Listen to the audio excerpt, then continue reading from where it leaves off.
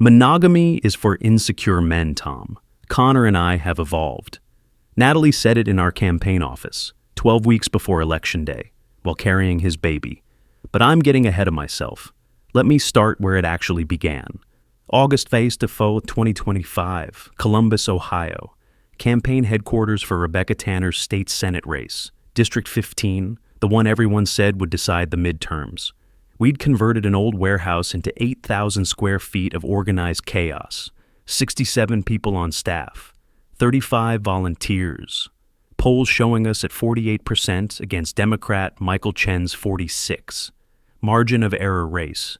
Everything we'd worked for came down to 12 weeks. I'm Tom Hartwell, 44, campaign manager, former Marine Corps captain, did a tour in Afghanistan, came home, put the uniform away, but kept the discipline. Rebecca's slogan came from something I learned in the Corps. Service isn't about winning. It's about deserving to win. That philosophy built this campaign. That philosophy built my marriage too. Or so I thought. It was 6:47 in the morning. The office was empty except for the hum of computers and the smell of yesterday's coffee. We were rearranging the war room, moving desks, reorganizing for the final push. I grabbed Natalie's desk drawer to carry it across the room. Deputy campaign manager, my wife of 18 years. The woman I'd hired 3 years ago because she was brilliant at this work. The drawer came out hard. Something was stuck.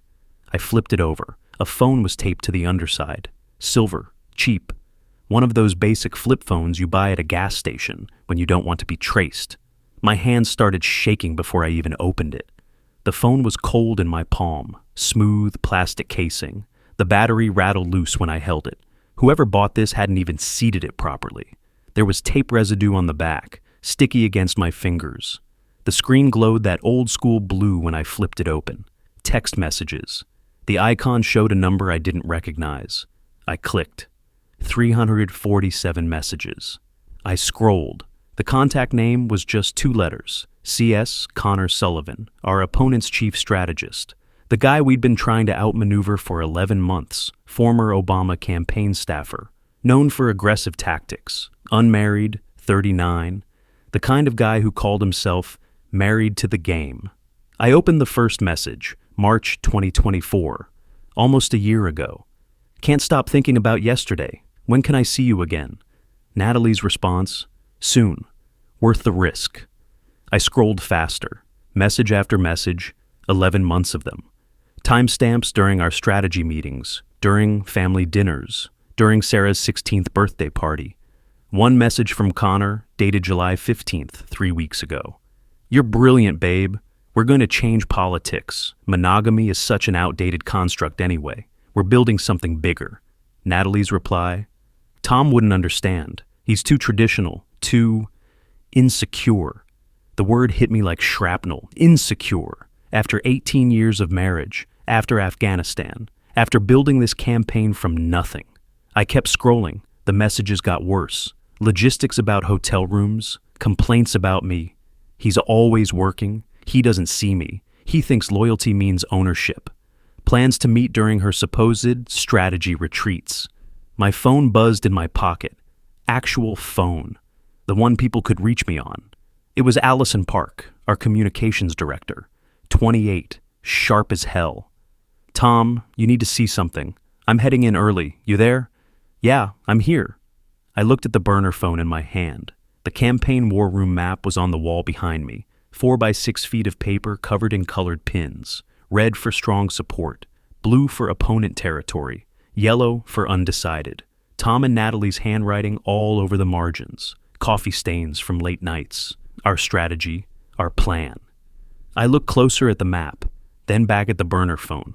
Opened the photos folder. There was a picture of our map, dated June 3rd, high resolution, every pin visible, every note readable, every weak spot we'd identified, every target precinct we planned to hit. Natalie had photographed our entire strategy and sent it to Connor Sullivan, every intimate planning session, every 6 a.m. meeting where we sat together with cold coffee and warm plans. Every moment I'd trusted her with our mission. She'd been gathering intelligence. For him, the envelope of her betrayal kept expanding. This wasn't just an affair. This was espionage. I heard footsteps in the hallway, had to move, had to think. I pocketed the burner phone, left her drawer on the floor, walked to my office, closed the door. My hands were still shaking. Marines don't shake, but I was shaking. I pulled out my wallet. There were receipts in the back pocket, the ones you shove in there and forget about.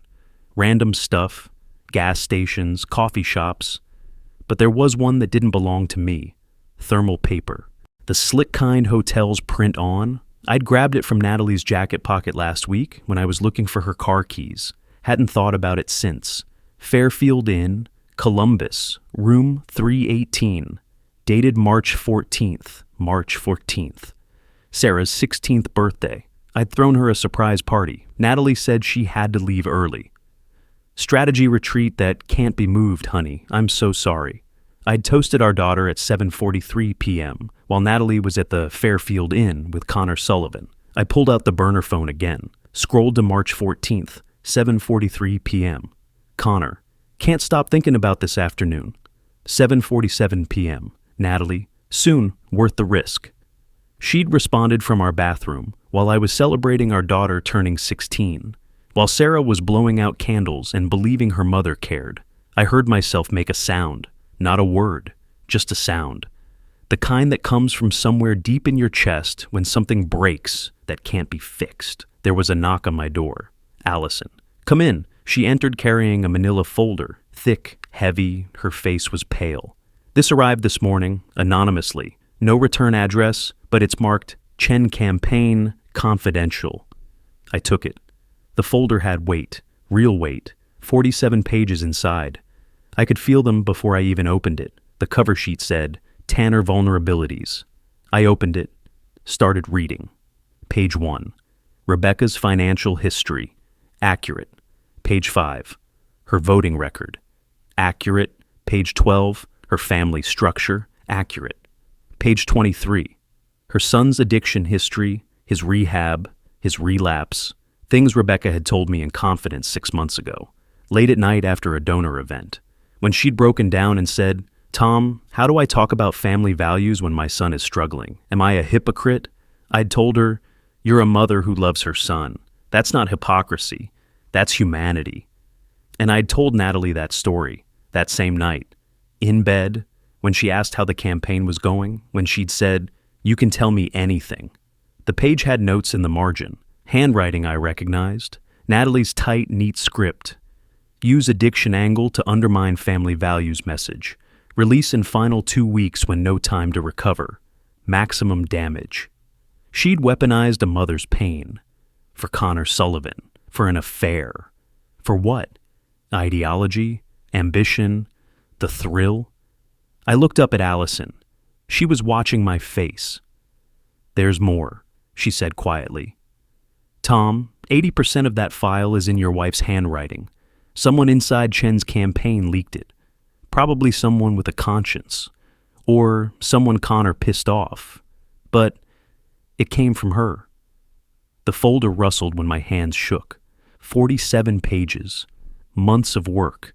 Every vulnerability we'd discussed in private. Every piece of opposition research we'd prepared to defend against. All of it reversed. All of it weaponized against us. Allison! My voice cracked. I tried again.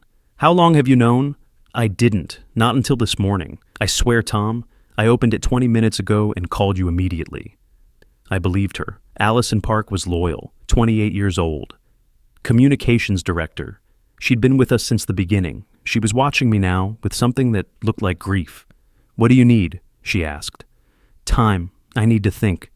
She nodded, left the folder on my desk, closed the door quietly behind her.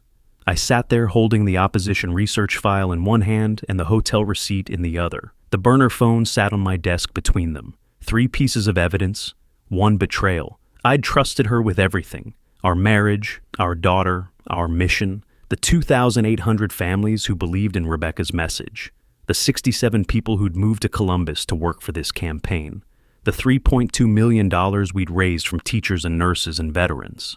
And Natalie had sold all of it. For Connor Sullivan, for her evolved relationship. If you've ever trusted someone with your whole operation, your mission, your family, just to watch them burn it down for someone else.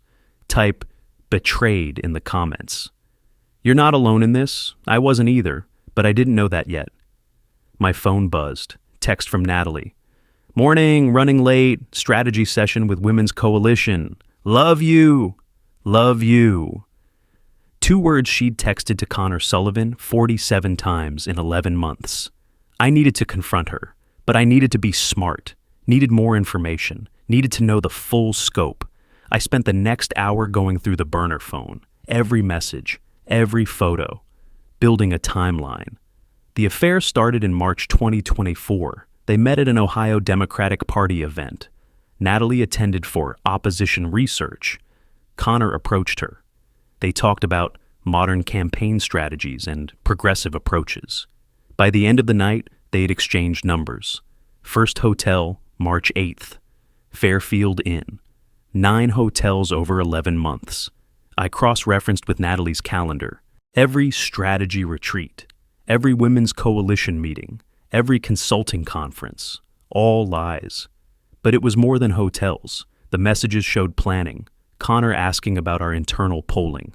Natalie providing numbers. Connor asking about our ad buys. Natalie sending screenshots of our media budget. Connor asking about Rebecca's schedule. Natalie sending her calendar. This wasn't just an affair. This was a coordinated intelligence operation. And she'd done it while sleeping in our bed, while eating dinner with our daughter, while standing beside me at campaign events. There was a voicemail from 3 weeks ago. Connor's voice. Babe, you're incredible. We're going to change the game. Monogamy is for insecure men anyway. We're building something revolutionary here. Natalie's response, laughing. Tom wouldn't understand. He's Marine Corps all the way. Loyalty, honor, commitment, all that traditional stuff. He thinks fidelity is strength, but we know better. Security isn't insecurity, it's evolution. My chest felt tight, like someone was standing on it. The door opened without a knock. Natalie? She looked beautiful. 42. Former journalist turned political operative. Columbus Dispatch before she came to campaigns. Sharp dresser. Today it was a navy pantsuit. Professional, polished. She smiled when she saw me. Hey, you're here early, I thought. Then she saw the burner phone on my desk. Her face changed. That smile died fast. Tom, sit down, Natalie. I can explain. Sit down. She sat.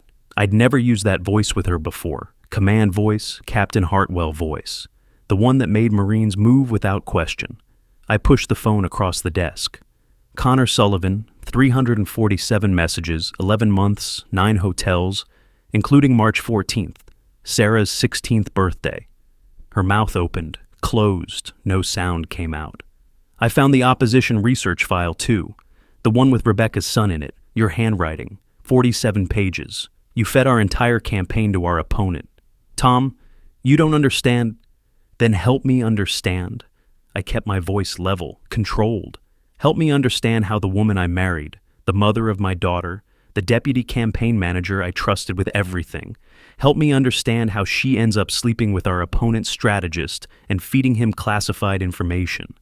It's not like that. What's it like, Natalie? Enlighten me. She stood up, paced, ran her hands through her hair. When she turned back, her face had changed. Not guilt, not shame, something else, something harder. You want honesty? Fine. Yes, Connor and I are together. Yes, we've been seeing each other. And yes, I've shared information with him. But it's not betrayal, Tom. It's evolution. Evolution. We're building something bigger than this campaign. Bigger than your small-town values. Bigger than... We're 12 weeks from Election Day, Natalie. You're the deputy campaign manager. You're my wife. And you're pregnant. I said it because I'd found the pregnancy test that morning, too. In the campaign office bathroom trash. Digital, clear blue, positive, 2 to 3 weeks. Her face went white. How did you... Is it mine? Silence. Natalie, is the baby mine? No. Her voice was barely a whisper. Then stronger. No, Tom, it's not. You and I haven't been intimate in 8 months. 8 months. She was right. We hadn't. I'd thought it was stress, campaign pressure. I'd thought we'd reconnect after the election. I hadn't realized she'd already moved on. Connors? I asked. Yes. The word sat between us like something physical, something that took up space. I pulled out the text screenshots, the ones Allison had printed for me. 23 pages. I found the one I needed, page 7, highlighted in yellow. I read it aloud. Connor, monogamy is such an outdated construct. Tom wouldn't understand. He's too traditional, too insecure. I looked up at her. That's what you said about me, to your lover, the man whose baby you're carrying. I'm insecure because I believe in commitment? Tom, finish it. You wrote more. I want to hear you say it. Her jaw set. That stubborn look I used to find attractive. Now it just looked like contempt.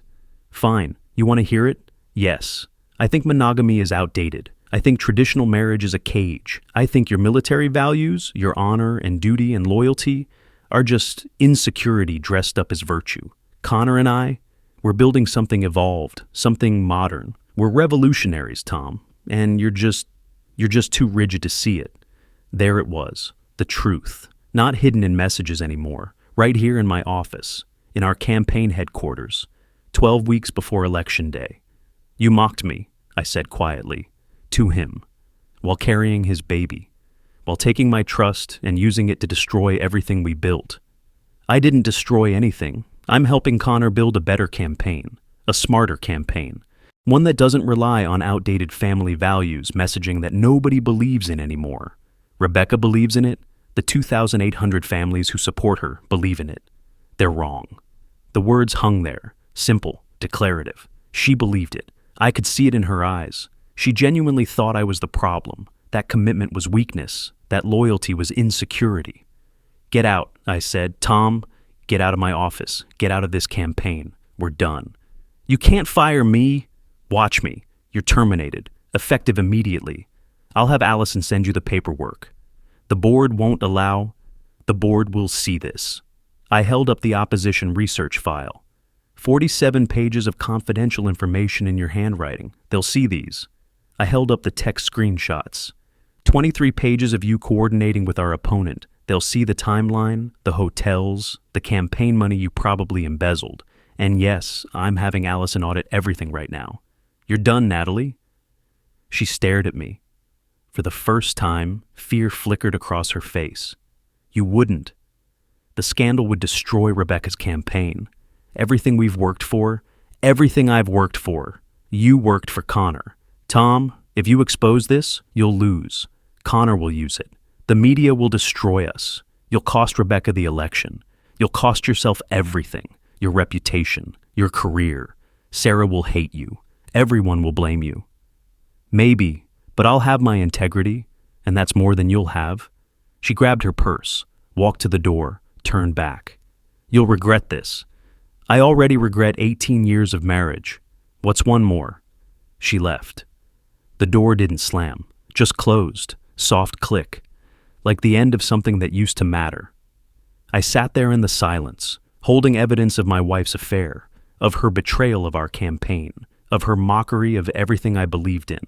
My phone buzzed. Rebecca Tanner, the candidate. Tom, can we meet tonight? My house, 8 p.m., something urgent. I knew what this was. Allison had called her, told her what she'd found. Rebecca needed to make a decision. 12 weeks until Election Day, polls at 48%, opponent at 46%, margin of error, and the deputy campaign manager, my wife, had just been exposed as a traitor. I texted back, I'll be there. Then I opened my laptop, started writing my letter of resignation, because I knew what Rebecca would have to do, what the board would demand, what the optics required. A campaign manager whose wife betrays the campaign becomes a liability. Even if I'd done nothing wrong, even if I was the victim. Politics doesn't care about fairness. It cares about winning. I was about to lose everything. My marriage, my job, my reputation. Maybe even my daughter, if Natalie got to her first with some twisted version where I was the villain. But I still had one thing. The thing Natalie couldn't take. Service isn't about winning. It's about deserving to win. I might lose this election, but I'd lose it knowing I'd told the truth. That evening I drove to Rebecca's house, North Columbus, quiet street, 2-story colonial, the kind of house that says family values without trying too hard. She answered the door herself, 52, former small business owner, Republican in a swing district, running on integrity and competence, the kind of politician who made you believe in politics again. Tom, come in. Her husband was there, campaign treasurer, 3 staffers including Allison. This wasn't a casual meeting. This was a war council. We sat in her study, oak desk, bookshelves, pictures of her family. Her father's World War II medal on the wall, a reminder of service and sacrifice. Rebecca spoke first. Allison briefed me, the opposition research file, the text messages, the affair. She paused. Tom, I'm so sorry. As your friend, as someone who cares about you, this is devastating. Thank you. But as a candidate, as someone responsible for 67 jobs and 2,800 supporters, I need to ask, what do we do? I've written my resignation letter. I'll step down. You can say it's personal reasons. The scandal won't touch the campaign if I leave quietly. That protects me. What about you? What about Sarah? Sarah will hate me either way. Natalie's already spinning this. I'm sure I'm the controlling husband who drove her away. But she's 16. She's smart. Eventually she'll see the truth. What truth? That her mother betrayed all of us. Not just me. You. This campaign. Every person who donated $1 believing we stood for something real. Rebecca looked at her father's medal on the wall. Long pause. Then she looked back at me. What did your father do in Vietnam, Tom? He was a Marine, served with honor, came home to protesters, but he kept his honor.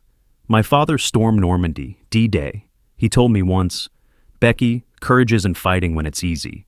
Courage is doing right when wrong is easier. That's what the medal represents to me.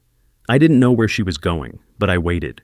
If you resign quietly, Connor wins. He gets away with it. Natalie gets away with it. The voters never know their opposition, candidate strategist, was sleeping with our deputy campaign manager, was stealing our strategy, was committing what amounts to political espionage. They get to call it love, get to say we're intolerant, get to turn this into a referendum on modern values versus traditional ones. And we lose without ever fighting. Rebecca, if we disclose, the media will destroy us. The scandal will be about them, not us, if we control the narrative. She leaned forward. Tom, I didn't get into this race to win by hiding the truth. I got in because I believe integrity matters, service matters, doing right matters, even when it costs us. She stood, walked to her father's medal, touched the frame. I'd rather lose this election with my integrity intact than win it by covering up the truth. Your wife betrayed you. She betrayed this campaign. She weaponized private information to help our opponent. That's not a personal scandal. That's a crime against everyone who believes in this mission. You're saying we disclose, publicly? Tomorrow, press conference. We announce an internal personnel matter. We don't name names yet. We protect Sarah as long as we can. But we control the narrative. We show the voters that when we discovered corruption, we addressed it, even when it hurt, even when it cost us. Rebecca, the polls show us at 48%. Know what that tells me? That almost half the district trusts us, trusts our message about integrity and service. If we lie to them now, if we hide this, we don't deserve that trust. I looked at Allison. She nodded. I've drafted 3 versions of the press release, depending on which route we take. I looked at the treasurer. He shrugged. The money's clean, as far as I can tell so far. But if she embezzled anything, FBI will want in. That's federal. We might not have a choice about disclosure. Rebecca sat back down across from me. Tom, I can't make this call without you. It's your marriage, your daughter, your life. But I'm asking you, do we serve the mission, or do we serve ourselves? And there it was, the question that would define everything. Service isn't about winning. It's about deserving to win. I thought about Sarah, 16, Georgetown dreams. Her mother would paint me as the villain. She'd hate me either way. Quietly resigning or publicly disclosing. Might as well hate me for the truth. I thought about the 2,800 people who'd put yard signs up, who donated $50 they probably couldn't afford, who believed Rebecca stood for something real. I thought about Natalie's words. Monogamy is for insecure men. And I thought about my Marines, Jenkins and Torres. The 2 I'd carried out of that firefight in Afghanistan. The one who didn't make it. The medal I earned not for winning, but for not leaving people behind. We disclose, I said. Tomorrow. Rebecca's eyes got bright, not quite tears, but close. Are you sure? No, but I'm sure hiding it is wrong, and that's enough. She reached across and gripped my hand, strong grip, firm. Then we disclose, tomorrow morning, 9 a.m., and Tom, you're not fired, you're not resigning. You're taking a leave of absence while we sort this out, but your job is here when you're ready, because this campaign needs people who put the mission above themselves. I nodded, couldn't speak. My throat was too tight. Rebecca looked at her father's war medal one more time. Service isn't about winning, she said quietly. It's about deserving to win. My words, our campaign slogan. But hearing her say them now, after choosing the hard right over the easy wrong, they meant something different. They meant we were about to walk into fire. Tomorrow, we'd tell the truth, and let the consequences come. The press conference was at 9 a.m. Rebecca stood at a podium in our campaign headquarters. 23 reporters crammed into the main room. Cameras, lights. Marcus Webb from the Columbus Dispatch in the front row. He smelled blood. I stood to the side, out of frame, watching. Rebecca's voice was steady, professional. This morning, I'm announcing a personnel matter that requires immediate attention. Our deputy campaign manager has been terminated effective immediately for violations of campaign protocols and confidentiality agreements.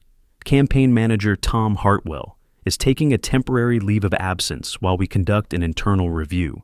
I want to be clear. This campaign was built on integrity. When we discovered issues that compromised that integrity, we acted. Immediately, transparently. Because that's what leadership looks like. Marcus Webb's hand shot up. Is this about the campaign manager's marriage? Rebecca's face didn't change. Next question. But the damage was done. You could see it ripple through the room. Phones coming out. Fingers typing. The story was already writing itself. By noon, the Columbus Dispatch had the headline, Tanner campaign in turmoil. Deputy manager fired. Campaign manager on leave. By 2 p.m., Connor's campaign had a statement. While we don't comment on our opponents' internal matters, we hope they can resolve their chaos and focus on the issues voters care about. Chaos, that one word. Calculated, perfect. By 5 p.m., the polls came in. We'd dropped from 48% to 44%, 4 points, overnight. In a race we'd been winning by 2. I watched the numbers on Allison's laptop in my apartment. I'd moved out of the house the night before, took one suitcase, left everything else. The apartment was temporary corporate housing, beige walls, rental furniture, the kind of place you go when your life explodes. Tom, Allison's voice was gentle. It'll stabilize. Voters have short memories. Connor's going to hammer this, every day until November 5th. Maybe. But we have the truth. Truth doesn't matter if nobody believes it. My phone buzzed. Sarah. Dad, what the hell is going on? Everyone at school is asking about you and Mom. Did you really fire her? My chest tightened. I'd been trying to reach Sarah since yesterday. No answer. Now she was texting. Angry. I called her. She answered on the 5th ring. Sarah, what did you do? Her voice was shaking. Crying or angry, I couldn't tell. Maybe both. Can we talk in person? I'll come home. It's not your home anymore. Mom told me you moved out. She said you're trying to ruin her career because you can't handle her success. Sarah, that's not what happened. Then what happened? Because everyone is saying you got Mom fired, that you're controlling, that you can't handle working with a strong woman. Who's saying that? Everyone. It's all over social media. Mom's getting messages of support. People are calling you. Her voice broke. They're calling you terrible things, Dad, and I don't know what to believe. Believe me, please. Your mother, Sarah, there are things I need to tell you. Things she did. You mean the affair? Her voice went flat, cold. Yeah, I know, she told me. She said you two grew apart, that she found someone who understood her better. That happens, Dad. People change, but you didn't have to destroy her career over it. She told you about Connor? She said she's been seeing someone, that you found out and couldn't handle it like an adult, that you're weaponizing the campaign against her. I closed my eyes. Natalie had gotten to her first, spun the story, made me the villain. Sarah, listen to me very carefully. Your mother wasn't just having an affair. She was feeding our campaign strategy to our opponent. She was giving Connor Sullivan, our opponent's chief strategist, classified information. She betrayed Rebecca. She betrayed everyone who works here. She betrayed the 2,800 families who donated money believing in us. Silence on the line. Then, you're lying? I have proof, text messages, hotel receipts, an opposition research file in her handwriting. You're lying because you're hurt, because she left you. This is so typical, Dad. You can't accept that Mom outgrew you, so you're making her into some kind of villain. Sarah, no, you know what? I'm done. I'm staying with Mom, and I don't want to talk to you until you apologize to her, until you take back whatever lies you told Rebecca. Sarah, please. The line went dead. I sat there holding the phone, staring at the screen, my daughter, my little girl, who used to climb into my lap and ask about my bronze star, who used to say she wanted to be like me when she grew up. She'd chosen her mother, without even hearing my side, without looking at the evidence. And why wouldn't she? I was the one who'd blown up the family. I was the one who'd made the scandal public. I was the one who'd cost her mother her job. In her eyes, I was the villain. Allison was watching me. Tom, she's 16. She'll understand eventually. Will she? I didn't answer, because I didn't know. That night, Natalie held her own press conference. I watched it on my laptop, alone in my beige apartment, eating takeout that tasted like cardboard. She'd chosen the steps of the Franklin County Courthouse, symbolic, public, a dozen reporters. Connor wasn't visible, but I knew he'd helped stage this. It had his fingerprints all over it. Natalie looked perfect. Navy dress, pearls, hair down, vulnerable but strong. She'd always been good at optics. I'm here today to address the false allegations that have been made against me, she began. Her voice trembled slightly, calculated. For 18 years, I've been married to a man I admired, a veteran, a leader, but over time, our marriage became difficult. He became controlling, demanding, unable to accept that I had my own career, my own ambitions, my own voice. I set my fork down, stopped eating. When I tried to grow, professionally, personally, he saw it as a threat. He monitored my phone, questioned my whereabouts, made me feel like I was his possession, not his partner. That was a lie. I'd never monitored her phone, never questioned her. I'd trusted her completely. Yes, I developed feelings for someone else, someone who saw me as an equal, someone who valued my mind, not just my support. And yes, Tom found out. But instead of having a mature conversation like adults, he weaponized his position as campaign manager to destroy my career. He fabricated allegations of impropriety. He turned Rebecca against me. He's using the campaign as a tool of revenge because his ego can't handle that I outgrew him. My hands clenched into fists. Marines don't throw things. But I wanted to throw something. To anyone listening, my husband's insecurity doesn't define me. His need for control doesn't diminish my worth, and his attempts to destroy me won't work, because I'm stronger than he thinks. Modern women don't accept being owned. We're building something better, something evolved. The reporters started asking questions. Natalie answered each one perfectly, painted herself as the victim, me as the controlling veteran who couldn't handle a strong woman. I watched Connor in the background, just visible at the edge of frame, smiling. They were winning the narrative war. My phone buzzed. Text from Allison. Tom, I have the financial audit results. You need to see this, now. I met her at a coffee shop. 10 p.m. She had her laptop. Dark circles under her eyes. I found it, she said. Took me 2 days of combing through every expense report, every consulting fee, every line item, but I found it. She turned the laptop toward me. Spreadsheet. 89 pages. Yellow highlighter marking suspicious entries. $47,000 in consulting fees paid to a company called Next Gen Strategy Solutions over the past 9 months. Small amounts, $3,000 here, $5,000 there. Nothing big enough to trigger automatic flags. But it adds up. Who owns Next Gen Strategy Solutions? That's the fun part. It's a shell company, registered in Delaware, but I traced it through 3 layers. Guess whose college roommate owns it? Connor Sullivan's. Bingo. Your wife was embezzling campaign funds, funneling them to Connor's operation. Every dollar came from teachers, nurses, veterans who donated believing in Rebecca's message, and Natalie stole it to pay her lover. I stared at the spreadsheet, line after line of theft, months of it, systematic, calculated. "This is federal," I said. "Yeah. Campaign finance fraud. I already called our lawyer. She's calling the FBI in the morning. When this breaks, it changes everything. This isn't about your marriage anymore. This isn't about controlling husbands or modern women. This is a felony. This is theft from donors. This is corruption." I looked at the numbers. $47,000. That's what our integrity was worth to Natalie. What Rebecca's campaign was worth. What 18 years of marriage was worth. Less than $50,000 and a man who'd abandon her the second it got hard. "The FBI agent asked me if you knew anything about this," Allison said carefully. "I told them no, that you were as shocked as anyone. Was I right to say that?" "You were right. I had no idea.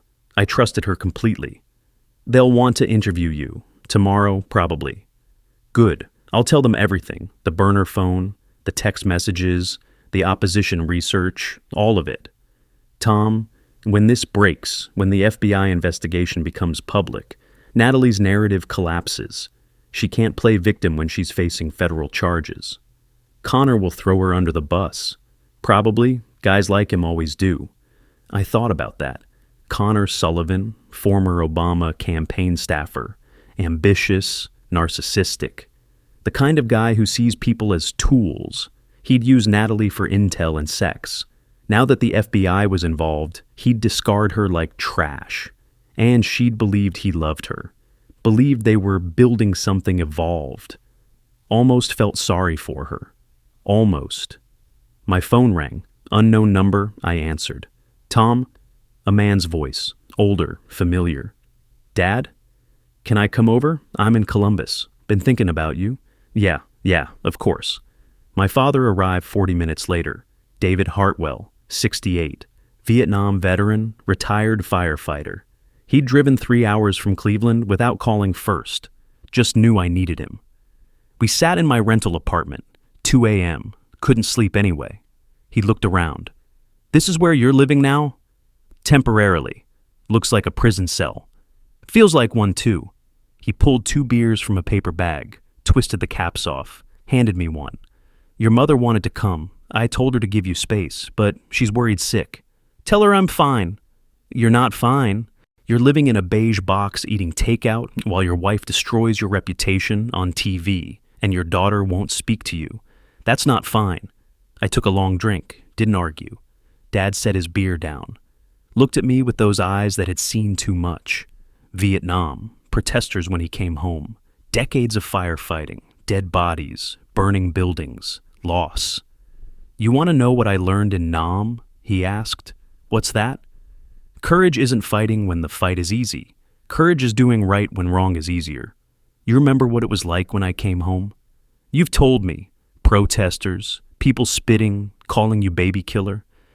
Worst part wasn't the protesters. It was the guys who came home and pretended they'd never gone, who lied about their service, who let the narrative win because it was easier than standing for something." He picked up my Bronze Star from where I'd left it on the coffee table. The case was still in my suitcase from when I'd grabbed it leaving the house. "How'd you earn this?" "You know the story, Dad." "Tell me anyway. I want to hear you say it." I sighed, set my beer down. "Firefight. Outside Kandahar, 2011. My squad got hit. Jenkins and Torres went down. I was already hit, shrapnel in my leg. But I went back, carried Jenkins first. He made it, went back for Torres. My voice caught. He died in my arms on the way to the bird, but I got him home to his family. The medal's not for saving them. It's for not leaving them behind." Dad nodded slowly. "You earned this because you went back when you were already bleeding. When the smart thing, the easy thing, was to stay safe. You went back anyway." "Yeah. That's what you're doing now, son. You're bleeding. Your wife shot you in the back. Your daughter's shooting you from the front. The campaign's on fire. And you could run, could resign quietly, could let Natalie's lies stand, could take the easy path. But I won't. No, you won't, because you're my son. Because I raised you to know that service means doing right even when it costs you everything." He handed me the Bronze Star. The glass case was cool in my hands. The brass star inside had dulled over the years. The ribbon had faded, red to pink, blue to gray. "Your mother chose me because I came home with my soul intact," Dad said. "Not because I was a hero, not because I won, because when the easy thing was to compromise, I didn't, and that's what you're doing now." Sarah doesn't see it that way. Sarah's 16. You know what 16-year-olds see? The surface, the immediate.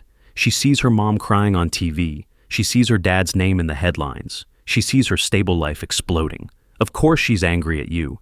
You're the one who pulled the pin. So, what do? You serve your daughter the way you served your Marines. You don't leave her behind even when she's shooting at you. You show her what a man looks like, not what Natalie thinks a man looks like, what an actual man looks like. And if she never forgives me, then you'll know you tried, and you'll sleep at night. He stood, gripped my shoulder, hard. Sarah will understand. Maybe not today, maybe not this year, but she'll understand, because eventually she'll see who her mother really is, and she'll remember who stayed when things got hard. After he left, I sat holding the Bronze Star. 2 a.m. Alone. But not as alone as before. Service isn't about winning, it's about deserving to win. I'd learned that carrying dead Marines. Now I was learning it carrying a dead marriage. The FBI came on a Tuesday. Special Agent Rodriguez, professional, polite, asked me about the campaign finances. I showed him everything, the burner phone, the text messages, the expense reports, the opposition research file. "Did your wife know these were campaign funds she was transferring?" he asked. "She was deputy campaign manager. She controlled the budget. She knew exactly what she was doing." He made notes, asked more questions. 3 hours of interview. When he left, he shook my hand. "For what it's worth, Mr. Hartwell, I'm sorry about what you're going through. This stuff is never easy." "Will she face charges?" "That's up to the U.S. attorney. But between you and me, embezzling campaign funds to pay your lover who's working for the opposing campaign, yeah, that's going to be charges." The investigation became public on September 10th. FBI raid on Natalie's apartment, search warrants, the whole thing. Connor's campaign released a statement within hours. Mr. Sullivan had no knowledge of any campaign finance irregularities. He ended his relationship with Mrs. Hartwell months ago. 3 lies in 1 sentence. But effective. I got a call from Natalie that afternoon, first time she'd contacted me directly since the confrontation.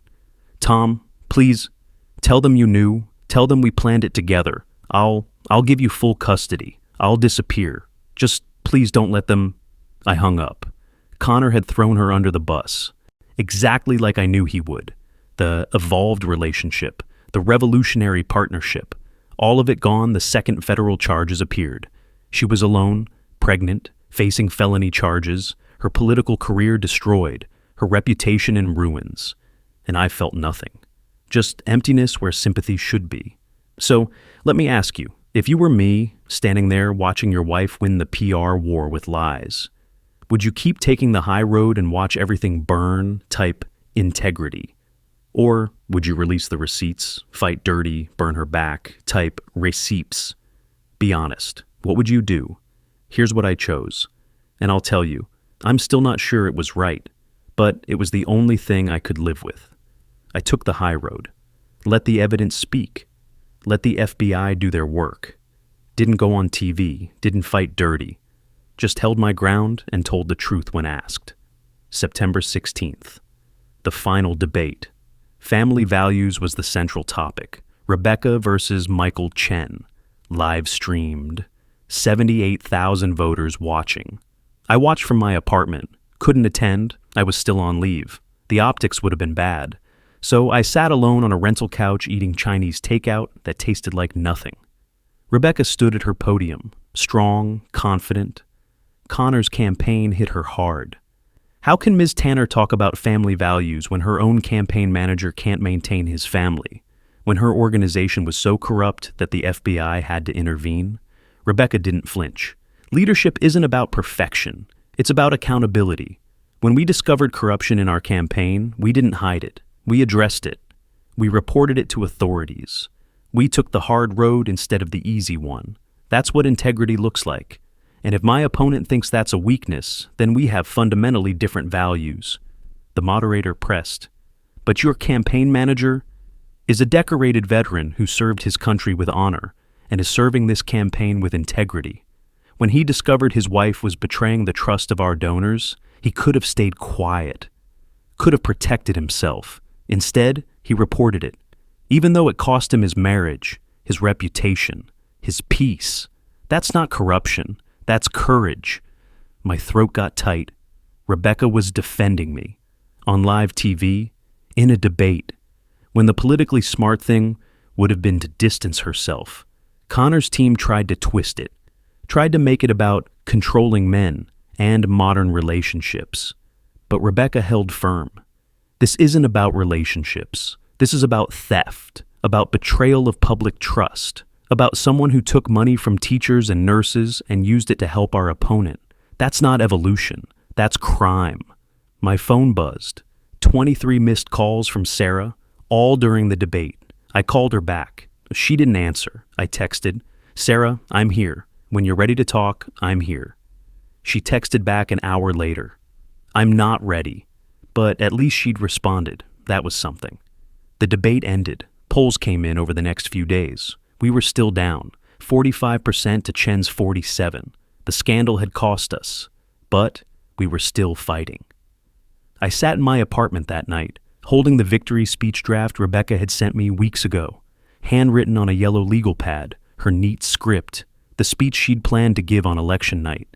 Tonight, we won because we deserved to win, because we served this district with integrity, because we never forgot that service isn't about winning, it's about deserving to win. And I want to thank Tom Hartwell, whose unwavering commitment to doing right reminds us all what leadership really means. I'd never deliver this speech. Even if we won, I'd be in the background, the scandal, the controversy, the liability. But reading it now, in my beige apartment at 11 p.m., I felt something I hadn't felt in weeks. Not pride, not vindication. Just the quiet knowledge that I'd done what I could live with. Rebecca said on stage, "True leadership means doing what's right even when it costs you everything." She was looking at the camera, at me. I was crying, alone, in an empty apartment. My wife had betrayed me. My daughter wouldn't speak to me. The campaign I'd built was maybe dying, but Rebecca was still standing, still fighting, because I'd told the truth, and that had to be enough. It had to be. 3 weeks before the election, my doorbell rang at 2 a.m. I'd been awake anyway, couldn't sleep. The divorce paperwork was spread across my coffee table. Jennifer Goldstein, my lawyer, had walked me through it that afternoon. Clean split, full custody. Natalie didn't even fight it. She was too busy preparing for her arraignment. I opened the door. Sarah stood there, backpack over one shoulder, eyes red from crying, 16 years old and looking about 10. "Can I come in?" "Always." She walked past me into the apartment, looked around at the beige walls, the rental furniture, the life her father had now. "Mom's apartment is nicer," she said. Not mean, just factual. "Probably is." She sat on the couch, saw the bronze star on the coffee table. I'd been holding it earlier, couldn't sleep, just holding it and remembering. Sarah picked it up. The glass case was cool in her hands. She turned it over, read the plaque. Captain Thomas J. Hartwell, Valor Under Fire, Afghanistan 2011. She looked up at me. "How did you earn this?" I sat down next to her, not too close, giving her space. "You really want to know?" I asked, didn't I? Fair enough. "Firefight," I said. "Outside Kandahar, my squad got pinned down. Taliban had the high ground. We were taking heavy fire. 2 of my Marines went down, Jenkins and Torres. They were 22 years old, both of them." Sarah was quiet, listening. I was already hit. Shrapnel in my leg, bleeding pretty bad. The smart thing, the tactically sound thing, was to wait for reinforcements. Get myself to safety first. Let the medics handle it. But you didn't. No, I went back, carried Jenkins first. He was screaming, took 2 bullets while I was carrying him. But I got him to the bird. He made it. My throat got tight, even after all these years. Then I went back for Torres. He was hit worse, unconscious. I carried him through the same ground I just crossed. Got shot again, leg and shoulder this time. Made it to the extraction point. Did he make it? No. The word came out rough. He died in my arms on the helicopter. Bled out before we could get him to the field hospital. But I got him home to his family. They buried him with honor. Sarah's eyes were wet. The medal's not for saving them, I continued. It's for not leaving them behind. You don't leave people behind, Sarah, even when staying costs you everything, even when you're already bleeding, even when the smart thing is to save yourself. You don't leave. She set the medal down carefully, wiped her eyes. Mom left you behind, she whispered. She did. And I did too. I believed her lies. I didn't even ask to see your evidence. I chose her side because it was easier. You're 16. Your world was exploding. You chose what felt safe. But you didn't leave me behind, even when I was shooting at you, even when I said those horrible things. She was crying now, really crying. You kept texting, kept calling, kept showing up even when I wouldn't see you. I put my arm around her. She collapsed against me, 16 years old. My little girl.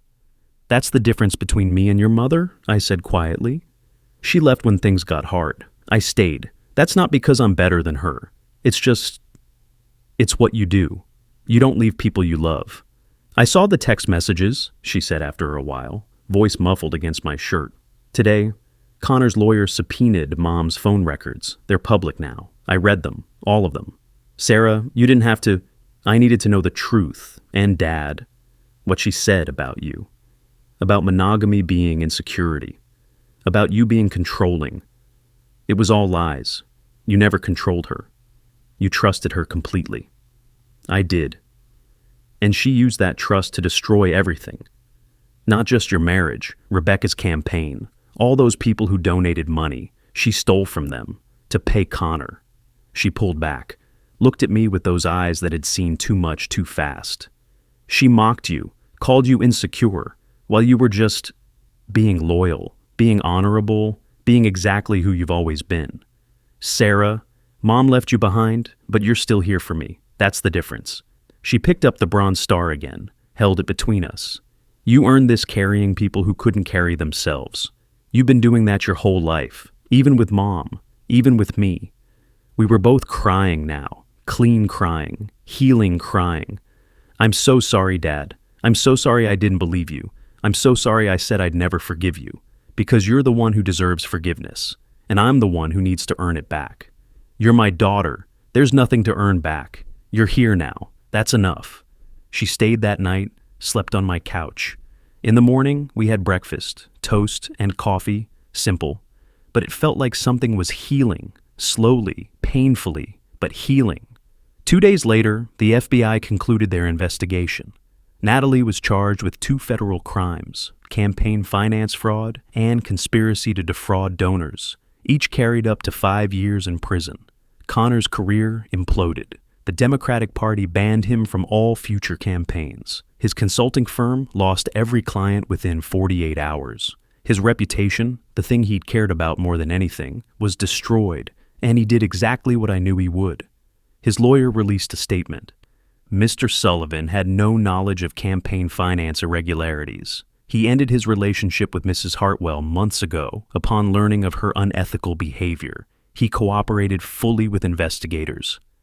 3 lies. But Natalie couldn't prove it. The texts were on her burner phone, the one Connor didn't know she'd kept. He threw her under the bus to save himself, and she was alone. The divorce finalized on October 15th, 3 weeks before the election. Jennifer Goldstein made it fast, clean. No fault state, but adultery affects property division. I got the house, full custody, fair settlement. Natalie signed everything without fighting. She was too busy preparing her defense. Public defender, couldn't afford better. The legal fees had eaten everything. Connor had moved on, started dating someone new, posted it on social media. Political consultant from Chicago, 28, ambitious. Natalie was 42 and pregnant and facing prison. The man she'd called evolved had discarded her like trash. I should have felt vindication, justice, something. But I just felt tired. Sarah came to me that week with an idea. Dad, I've been thinking about the baby. We were in the house, my house now. Sarah had moved back in, was splitting time between my place and staying with my parents in Cleveland. Anywhere but Natalie's apartment. What about the baby? Mom's not keeping it. She can't. Not with the trial, not with everything. She's talking about adoption. That's probably for the best. There's this couple, John and Emily Rodriguez. They volunteer for Rebecca's campaign. Both teachers, married 8 years. They've been trying to have kids forever. IVF 4 times, 2 failed adoptions. I remembered them. Good people. John taught history at the high school. Emily taught 2nd grade. They'd been with us since the beginning. Put in hours every week. Believed in the message. You think they'd want? I asked them. Yesterday, at the campaign office. Sarah's voice was excited, hopeful. The first time I'd heard that tone in months. Emily cried. She said they'd given up. Thought it wasn't meant to be. But then she said something beautiful. What's that? She said, we joined this campaign because Rebecca talked about hope, about building families on purpose, not by accident. Maybe this is how it's supposed to happen, something good from something broken. I felt my throat get tight. Sarah, that's a beautiful thing you're doing. I want to help, want to be part of it. And Dad, I'm writing my Georgetown essay about this, about what you taught me, about service, about making broken things into blessings. What's the title? Courage Beyond Combat, what my father taught me about real strength. I couldn't speak, just pulled her into a hug. Sarah coordinated everything, met with Natalie, met with the Rodriguez couple, worked with the adoption agency, my 16-year-old daughter finding healing through helping others. That's what service means. Not winning, not revenge, just making something good out of something broken. The meeting happened on October 28th. My house. Sarah had arranged it. John and Emily Rodriguez sat on my couch. Mid-30s. John was tall, kind eyes. Emily was small, warm smile that didn't quite hide the years of grief. Sarah brought them the ultrasound photo. Natalie had given it to her. Emily took it with shaking hands, stared at it, started crying. We tried for 8 years, she said. 4 rounds of IVF. We spent everything we had. Then we tried adoption, twice. Both fell through at the last minute. We were about to give up. John put his arm around her. Then we joined Rebecca's campaign. We needed something to believe in, something to remind us why we got up in the morning. Rebecca's message about integrity, about service, it helped. And now this. Emily looked up at Sarah, at me. A baby from the campaign we joined when we'd lost hope. How is that not meant to be? Sarah knelt beside her, held her hand. This baby comes from betrayal, Sarah said softly. From lies and pain and everything wrong. But he's going to you, to people who chose him, who waited for him, who will love him not by accident but on purpose. That's not a mistake. That's a miracle. Emily pulled Sarah into a hug, both of them crying. John was crying too. So was I. We were turning betrayal into a family. Tom and Sarah redefined what family means that day. Not who you're born to, but who shows up, who stays, who chooses you even when they don't have to. If you've built your own chosen family, blood or not, tell me about them in the comments. I want to hear those stories. And if this story moved you, if you stayed for all 60 minutes of this journey, subscribe. I tell stories about integrity when everyone else is choosing easy, about the cost of doing what's right. I'll see you in the next one. November 5th. Election Day. I was back at campaign headquarters. Rebecca had brought me back 2 weeks prior. We're finishing this together, she'd said, the way we started. The warehouse was packed, 300 supporters, campaign staff, volunteers. Sarah was there, my parents, David and Emily Rodriguez with their lawyer finalizing the adoption. The polls had been brutal. Final numbers, Chen 47%, Tanner 45%. We were down 2 points. The scandal had cost us. The FBI investigation, the headlines, the chaos. Connor's campaign had hammered us every day. Tanner can't even run her own campaign. How can she run the district? But Rebecca had held firm, kept running on integrity, kept talking about service over self, kept defending me publicly even when consultants said to cut me loose.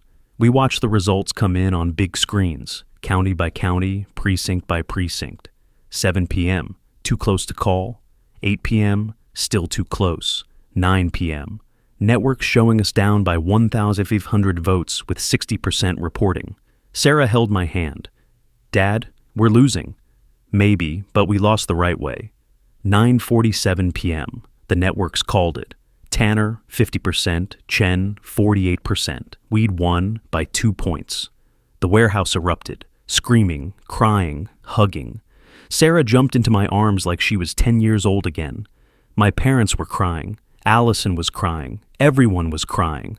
Rebecca walked onto the stage. The crowd roared. She stood at the podium, waited for quiet, looked directly at me. "Tonight we won," she began. Her voice was strong, clear.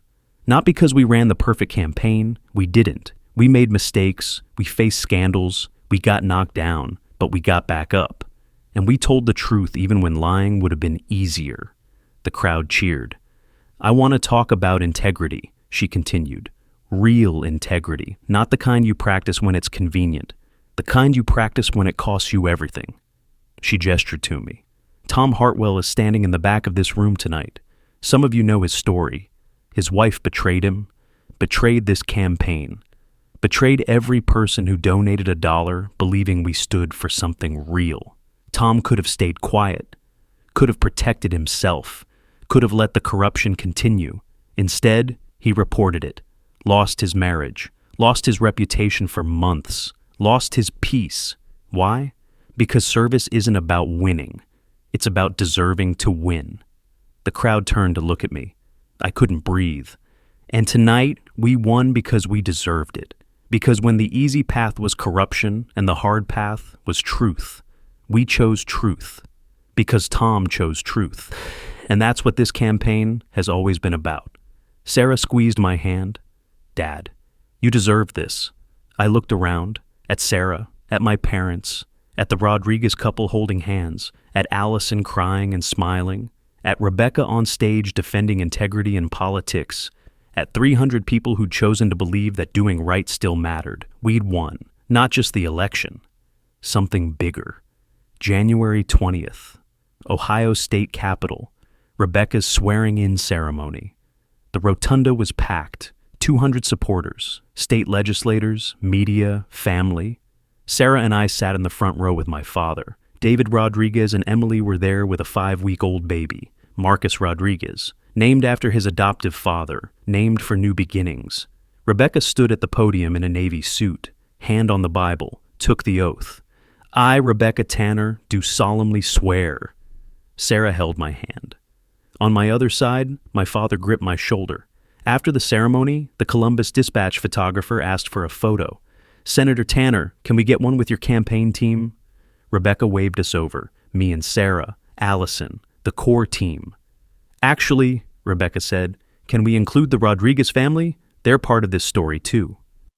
David and Emily came forward with baby Marcus. Emily held him carefully, 5 weeks old, tiny, perfect. The photographer set up the shot. Then he saw the bronze star. "I'd brought it," Sarah insisted. "Dad, this is part of the story. Bring it." "Can you hold that medal?" the photographer asked. "You and your daughter framed the baby?" Sarah and I held the bronze star case between us, Marcus and Emily's arms beside us, Rebecca standing behind, all of us smiling. The flash went off. The next morning, the Columbus Dispatch ran the photo on the front page. The headline, "Campaign Manager Who Chose Truth Watches His Candidate Win." The caption, "Tom Hartwell and daughter Sarah, 16, hold Hartwell's bronze star alongside the Rodriguez family and baby Marcus at Senator Rebecca Tanner's swearing-in." The Hartwell family's choice to report campaign corruption led to federal charges against Hartwell's ex-wife, but ultimately strengthened Tanner's message about integrity in politics. Marcus was adopted by campaign volunteers David and Emily Rodriguez in November. Sarah framed it, put it on the wall in her bedroom. Next to her, Georgetown acceptance letter. She'd gotten an early decision. Full ride. Her essay about courage and service and learning that strength means staying when everyone else runs. Natalie pleaded guilty in February, got 2 years in federal prison, served 18 months, got out on good behavior. Last I heard, she moved to Arizona, works in real estate, stays off social media. Connor never contacted her again. Connor himself was blacklisted. No campaign would touch him. Last I heard, he was doing corporate consulting, making decent money, but his reputation, the thing he'd valued above everything, never recovered. Sarah graduated high school in June. We drove to Georgetown together, moved her into her dorm. She wanted to study political science. Like you, Dad, public service, but the right way. I stayed in Columbus, kept working for Rebecca. She made me her chief of staff. We built an office focused on integrity and constituent service, the kind of politics people could believe in. Some nights, I still think about it, about Natalie, about the choice I made, about whether it was worth it. Then I look at Sarah, at the woman she's becoming, at the way she talks about honor and service like they're not old-fashioned concepts, but living truths. I look at Marcus Rodriguez, 3 years old now, calling David and Emily Dada and Mama, growing up loved, growing up chosen. I look at Rebecca in the state Senate, fighting for her constituents, proving that integrity can win. And I think about my Marines, Jenkins and Torres, the ones I carried, the one who didn't make it. You don't leave people behind, not in Afghanistan, not in politics, not in life. Even when staying costs you everything, even when you're bleeding, even when the easy thing is to run. You don't leave. Rebecca's first speech as state senator quoted me. She stood at the podium and said, "Service isn't about winning. It's about deserving to win." Tom Hartwell taught us that, and tonight we deserve this victory. Sarah whispered to me, "Dad, you deserve this too." I looked at her, at Marcus in Emily's arms, at my father smiling in the audience, at Rebecca taking her oath with integrity intact. I had won, just not the way Natalie thought winning looked. Not with money, not with power, not with evolved relationships that crumbled under pressure, but with something better, with a daughter who understood the cost of honor, with a baby given a home by people who'd waited with hope, with a candidate who chose truth over victory and won anyway, with a bronze star that meant something again. Service isn't about winning, it's about deserving to win. I'd learned that in Afghanistan, I'd proven it in Ohio, and I'd taught it to my daughter. That's the real victory, the kind you keep.